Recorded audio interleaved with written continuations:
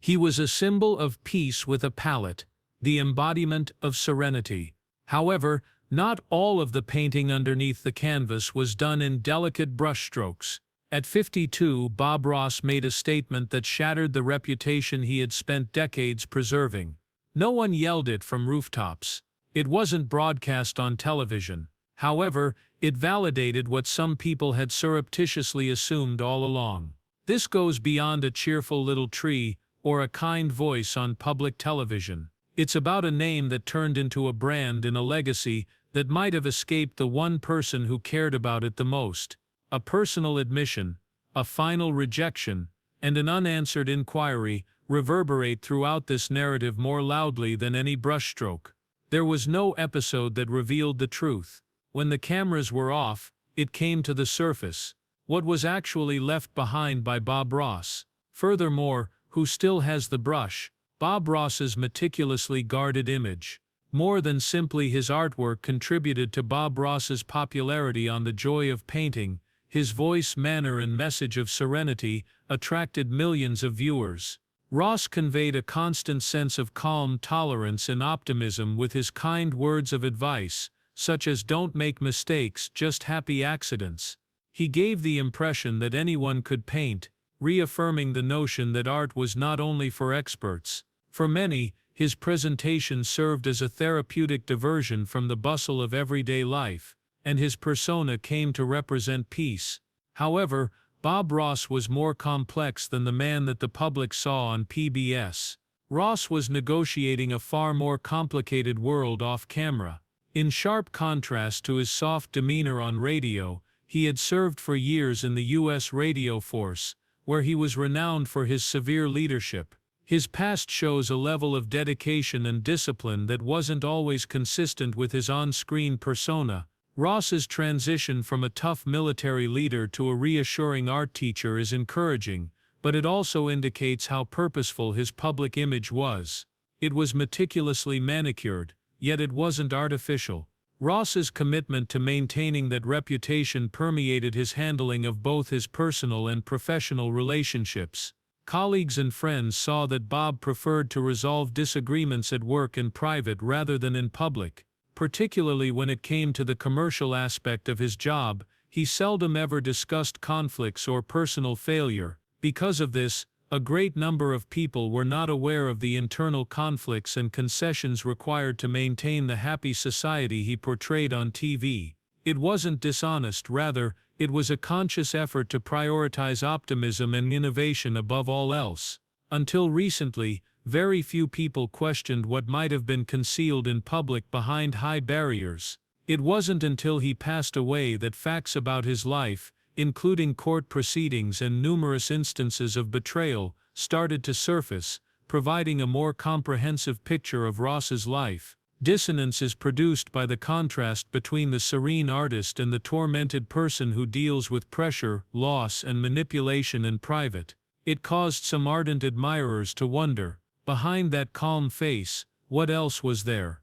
And how much did the general audience ever know about the man behind the easel?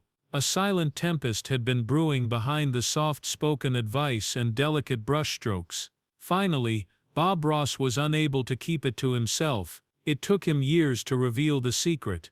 Bob Ross reportedly told people close to him that his connection with Annette and Walt Kowalski had irreparably deteriorated just before he passed away at the age of 52.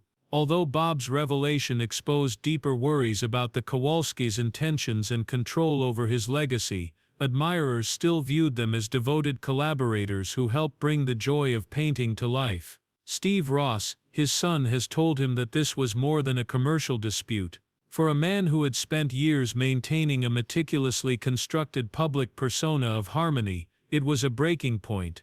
Bob didn't feel uneasy right away. Conflicts about who owned his name, creative control, and the commercialization of his image are said to have been the main causes of the growing tensions with the Kowalskis.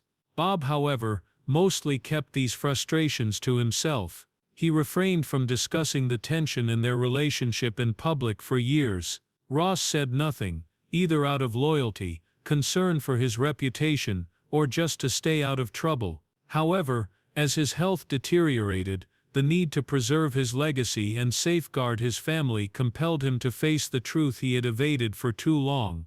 More than just a personal grievance was expressed in the so-called confession. Decades of presumptions regarding Bob's business relationships were reframed by it. According to Steve Ross, Bob resisted the Kowalskis' increasing attempts to seize total control over Bob Ross Inc., primarily his name and reputation, in his final months. It seems that the urgency was increased by the fact that the confession was made just before he passed away from lymphoma. Even though Bob was critically sick, his hesitation to sign over his rights showed that there had been a great deal of mistrust developed behind the scenes. Although Bob Ross never publicly discussed his worries, Steve Ross used the documentary Bob Ross, Happy Accidents, Betrayal, and Greed as a platform to share what his father had already told him. Many of the fans have been forced to reconsider the story they once believed as a result of this. Did the Kowalskis want to preserve Bob's legacy, or did they want to profit from it at his expense? Why had it taken so long to discover this part of Bob's story? The revelation was a turning point in both our comprehension of Bob's final years and our reevaluation of who actually had an interest in Bob's welfare, a collaboration that devolved into a power war. A small group of people who shared Bob Ross's belief in making art accessible to the general population, along with his business associates Walt Kowalski and Annette, first formed the Bob Ross Inquiry. Initially, the business served as a platform for the distribution of Ross's television show, painting supplies and educational materials. The joy of painting swiftly gained popularity because to Bob's soothing demeanor and distinctive teaching technique, garnering national exposure and creating business prospects none of them had foreseen. However, internal conflict increased along with the brand's growth. The Kowalskis began to view Bob Ross Inc. as a corporate empire, even as Ross continued to prioritize artistic expression and educational outreach. Behind the scenes, friction resulted from this difference in priorities. According to reports, Ross was uneasy about the commercial use of his name and likeness, particularly when it deviated from his initial goal. People close to him have told him that he started to wonder if the business still reflected his ideals or if it had changed completely. How the partnership developed over time, initially through cooperation. Since Ross was and still is the public face and heart of the brand, he had few legal options when power dynamics grew so unbalanced that Kowalski owned the firm name and structure. By arranging licensing agreements and even transferring ownership of any intellectual property connected to Ross's name, they moved one step further in the acts to plainly indicate power. As Bob continued to record episodes and serve as the company's public face, this virtually eliminated his power to control how his persona was packaged and marketed. While Bob Ross Inc.'s battle has grown more personal, Ross's battle with cancer continues. According to Steve Ross and other insiders, the conflict peaked during Bob's final year when there were purported attempts to acquire complete legal ownership of his name. The tension was already a noticeable, however unanticipated, rupture in a relationship that appeared to be based on respect for one another. Naturally, the transformation from an artist spokesperson to a strictly regulated business endeavor was a Lefpoudiri-style quibble about the persistent strain Bob himself could no longer ignore. Relationships, rumors, and an enigmatic affair. The claim of a romantic relationship between Bob Ross and Annette Kowalski is one of the more contentious and persistent stories pertaining to Bob's association with the Kowalskis. In the Netflix documentary Bob Ross, Happy Accidents, Betrayal and Greed, Steve Ross made the public aware of this rumor by claiming that his father and Annette had an affair. The Kowalski family has vehemently refuted the allegation, and no solid proof has surfaced to support it. Regardless of whether the alleged affair actually happened or not, the impact of this rumor cannot be discounted, since the very implication of such a relationship has raised fresh questions about the power dynamics inside Bob Ross Inc. Any personal involvement could have made professional judgments much more difficult in a strictly regulated workplace that is already tense due to creative and financial disputes. If accurate, it might have influenced how business was done by establishing emotional power or obfuscating limits. Even if the rumor was false, its very presence fueled friction and mistrust in the years after Bob's death, especially between Steve Ross and the Kowalski family. The timing and nature of this accusation must then be questioned. What caused this knowledge to come to light decades later? Furthermore, what does that delay suggest about the degree of confidentiality around Bob's personal and professional relationships? Steve appears to have helped with a larger attempt to recover his father's tale by disclosing this piece of information, and call attention to what he perceived as deceptive actions by those who benefited from Bob's silence. Others felt that it further blurred the boundaries between personal allegiance and corporate cooperation, adding another dimension to the already complicated history of Bob Ross Inc. It should be noted that there is much less evidence to corroborate this purported relationship than other theories, and has undoubtedly not accumulated enough data to back up modeling in any other manner.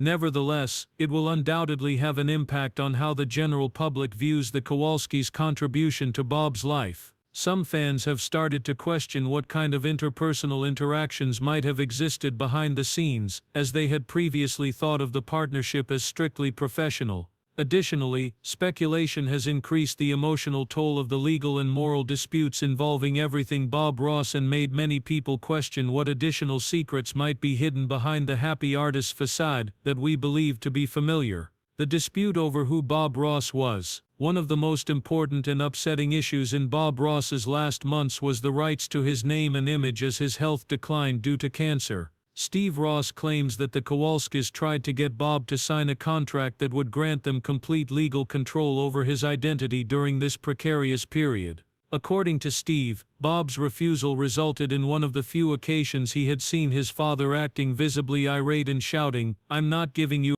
my name." An important turning point in the conflict over his legacy was this encounter.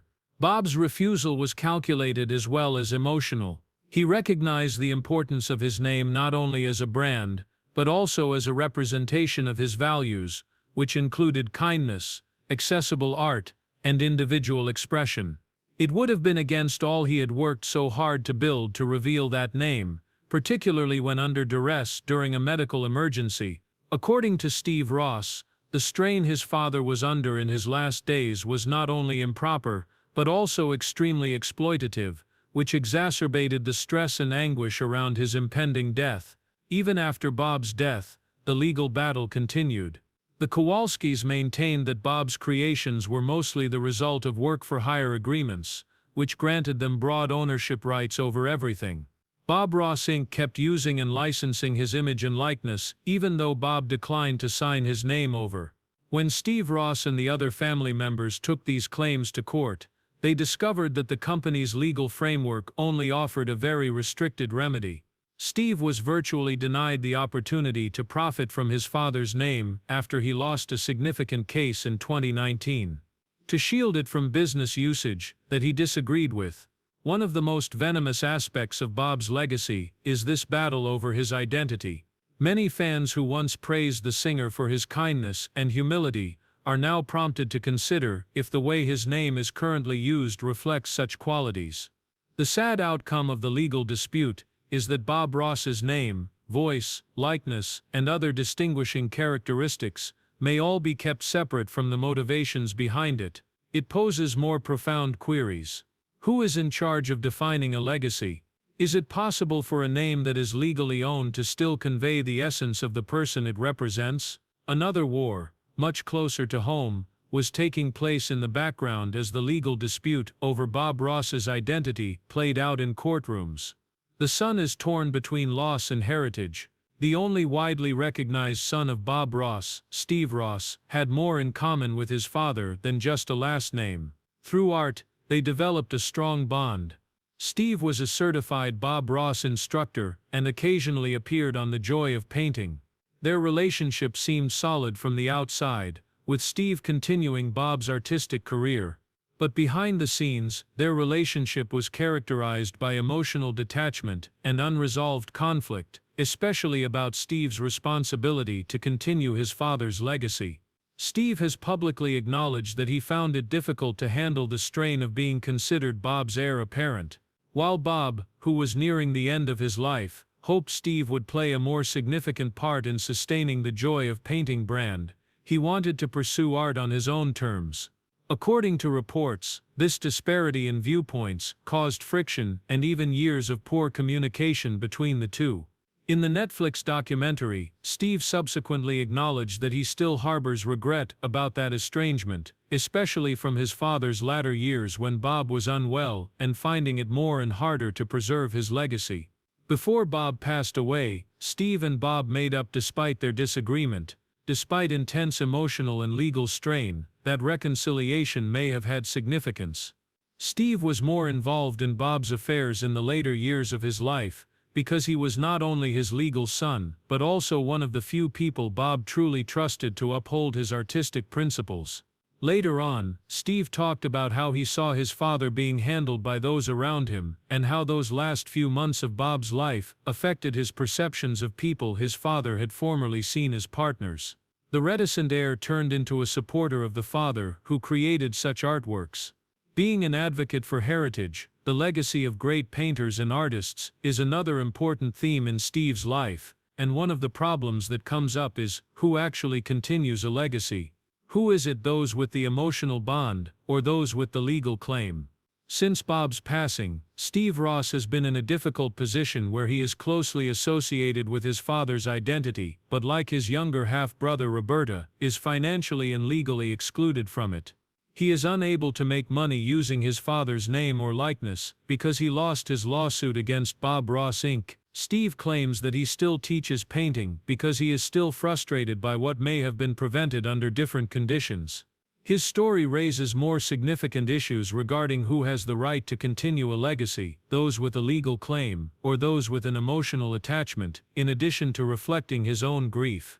The rumor that Bob Ross may have fathered a child, while still a teenager, is one of the least well-known and least talked about parts of his personal life.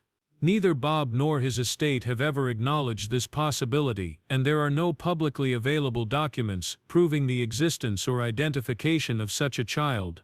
But rumors and sporadic reports have lingered for years, casting doubt on a portion of Ross's early life that he purposefully avoided publicity. If accurate, this wouldn't necessarily go against Bob Ross's well-known, kind, quiet, and intensely private persona. However, it would give the picture of a man who selectively chose what he let the world see another dimension. Ross may have deliberately chosen to keep some aspects of his history private, as evidenced by the fact that he never discussed this supposed child in public, even after becoming well known.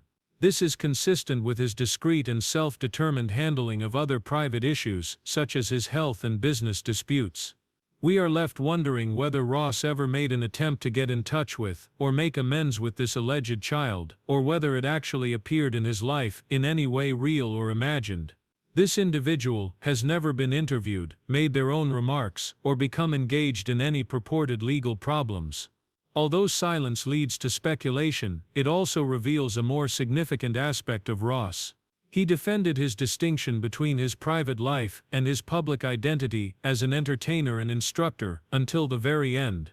This part of the Bob Ross tale is therefore unconfirmed and definitely hypothetical. However, even as an unconfirmed piece of his biography, it contributes to Ross's overall profile. It's possible that, like many famous personalities, he has kept certain aspects of himself hidden from the public, which might then reveal the truth about his personality. If this said child is real, the conjecture supports the idea that Ross had unresolved aspects of his life long before the public knew him as a kind mentor, with a paintbrush and a soothing voice. Death, illness, and exploitation. Bob Ross's fight with cancer developed under tremendous psychological and professional stress as he approached the last chapter of his life. Ross was diagnosed in the early 1990s, yet he kept working in spite of his deteriorating health. There was no indication of his condition on television for viewers. He continued painting with a steady hand and a soft voice, his happy disposition unwavering. However, his condition was deteriorating behind the scenes, and those closest to him were aware that time was running out. The stakes over who would control his legacy grew higher during this time. In addition to dealing with a potentially fatal disease, Ross was also dealing with mounting pressure from his business associates. Steve Ross claims that this includes the Kowalskis' continuous attempts to obtain the complete legal rights to Bob's name and likeness. Bob was upset by these efforts, which were purportedly done while he was emotionally and physically weak. Steve recounted how the stress of legal threats and incessant phone calls over these last few months caused his father to become unusually irate and irritated at a time when he needed calm. Bob Ross never let the mounting burden of circumstances deter him from his unwavering pursuit of art. He would paint, record TV shows and interact with viewers even when he was physically weak. Those final paintings, created amid a corporate power struggle and a terminal sickness, evolved beyond simple landscapes. They turned into silent protests. Ross used his job to maintain a tight grip on his life. He plans to continue teaching and creating beauty for as long as he can, and this dedication at this time speaks to a deeper strength. Others attempted, however, to alter his legacy's meanings to suit their own agendas. At the age of 52, Ross died on July 4, 1995. Few people were aware of the terrible storm he had endured in the final year of his life, while the public mourned the death of a kind and talented artist. One of the most depressing aspects of his story is shown in the sharp contrast between private suffering and public elegance. In hindsight, the timing of the many legal actions related to his illness presents some really unpleasant moral dilemmas.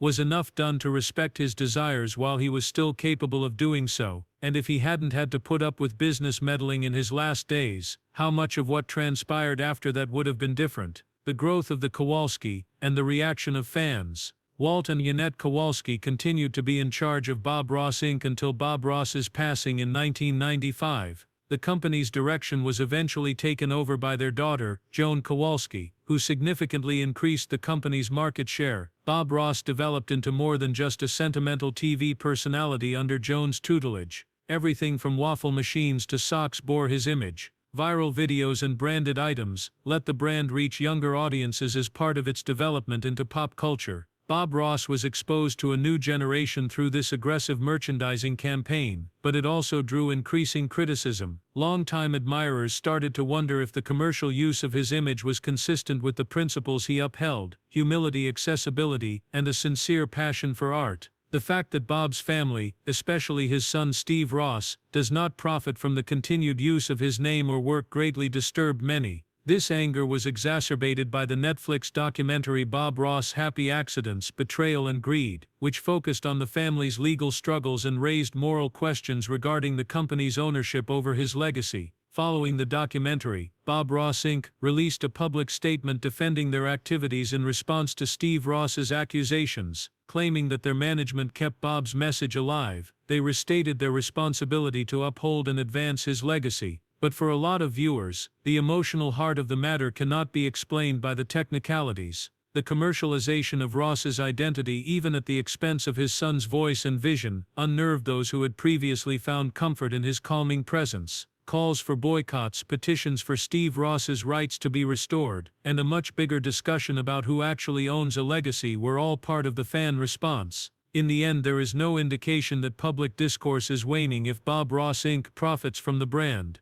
By growing, the corporation might have increased Bob's image's reach, but it also raised the question: is it preferable to be seen even if it doesn't align with the artist's fundamental values? As a result, many people are preoccupied with respect, which is the true topic of contention. The brand's evolution under Joan Kowalski, according to some detractors, represents both reinvention and growth, one that prioritizes commercial appeal over genuine artistic merit. The use of Bob Ross's image has expanded well beyond the canvas, from humorous product tie-ins to related board games. Some perceive this as a harmless homage, but others regard it as a perversion that undermines the sincerity and simplicity that formerly characterized him.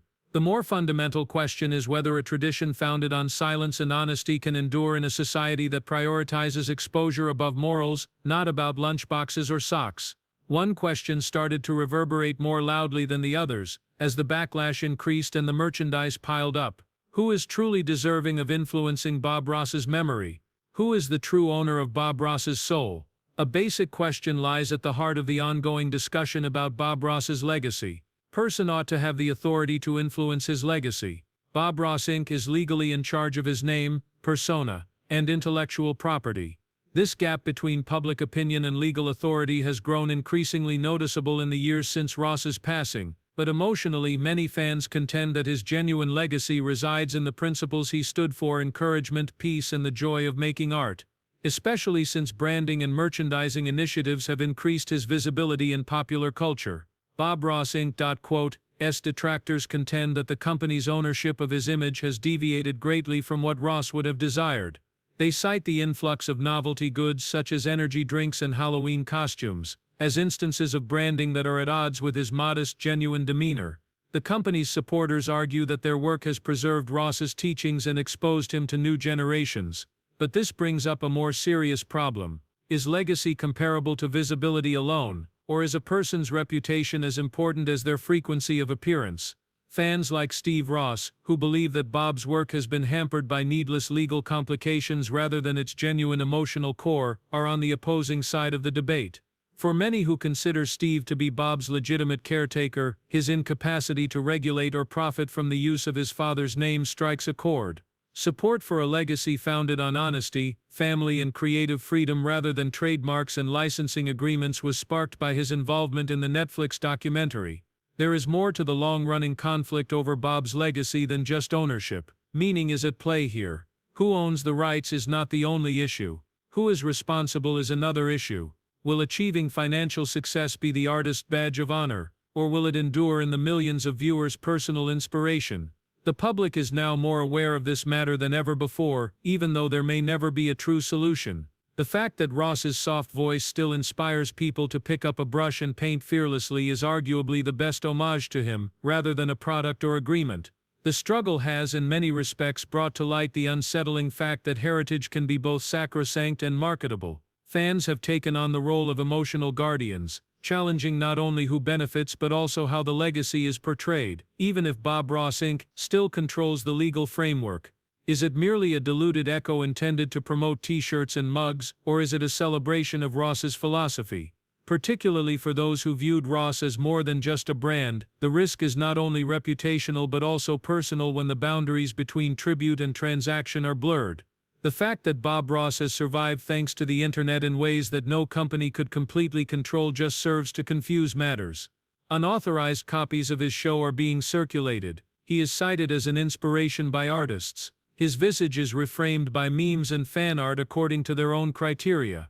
Courtrooms no longer have authority over legacy in the digital era, instead culture does, and perhaps just possibly that's where the true ownership now resides. In the quiet moments when someone picks up a brush, not in court paperwork. Pressing play on an old episode gives them a brief sense of community. Please hit the like button to help the channel if this video opened your eyes to Bob Ross and the backstory behind his smile. Have any ideas about what actually transpired? Please leave a remark below. All of them are being read by us. Remember to subscribe so you don't miss the next post. Click the following video that appears on your screen if you're prepared to delve even farther. We found something there that you won't want to miss.